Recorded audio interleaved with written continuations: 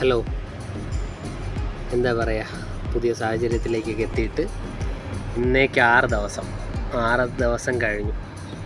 അപ്പോൾ എന്താ പറയുക, ടൂറിന് പോയിരുന്ന കഫീലൊക്കെ തിരിച്ചെത്തി, മദ്രസകൾ തുറക്കാറായി, പിന്നെ ജോലിയൊക്കെ ഇങ്ങനെ മെല്ലെ മെല്ലെ മൂവ് ഓൺ ആയി തുടങ്ങിയിട്ടുണ്ട്.